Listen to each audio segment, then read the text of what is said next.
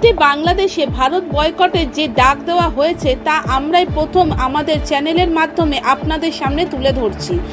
বেশ কিছুদিন ধরে সোশ্যাল মিডিয়ায় ভারতীয় পণ্য বর্জন করার জন্য একটা প্রচার চলছিল।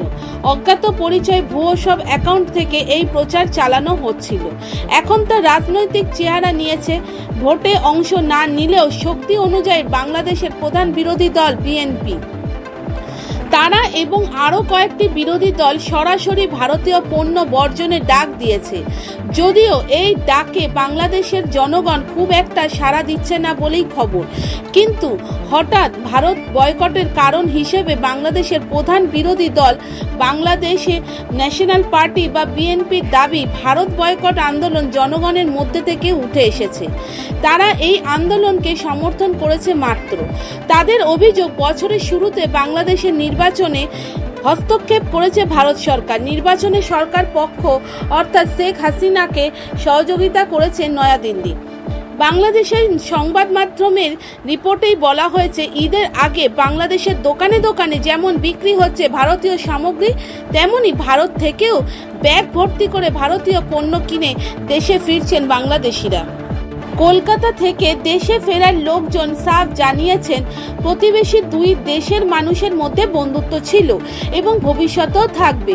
তারা আরও বলেছেন, বয়কটের ডাক যারা দিচ্ছে তারাও ভারতীয় পণ্যই ব্যবহার করে।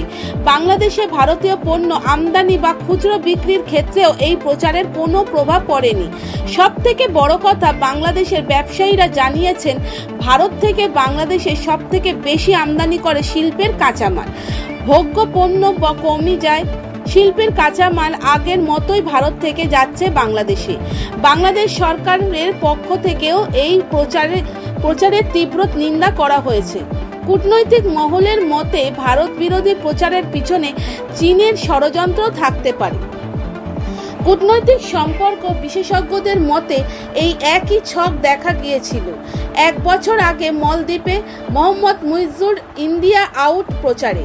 বাংলাদেশের ভারতীয় পণ্য ব্যবহার বন্ধ করতে পারলে দেশীয় পণ্যের দাম বাড়বে, ফলে সস্তার চীনা পণ্যে বাংলাদেশের বাজার ভরানো অনেক সহজ হবে। তার থেকেও বড় বিষয় হলো, ভারতের আশেপাশের দেশের বিরোধী দলগুলোকে দিয়ে ভারত বিরোধী প্রচার চালিয়ে ভারতকে বেকায়দা ফেলারও উদ্দেশ্য। নেপালেও এর আগে বিরোধী দলকে দিয়ে একই ধরনের চেষ্টা করা হয়েছিল। বারবার ব্যবহারে ছকটা বোধহয় কার্যকারিতা হারিয়ে ফেলেছে। বাংলাদেশে চলছে না। বেজিংয়ের ফাঁদে পা দিচ্ছেন না বাংলাদেশি বন্ধুরা।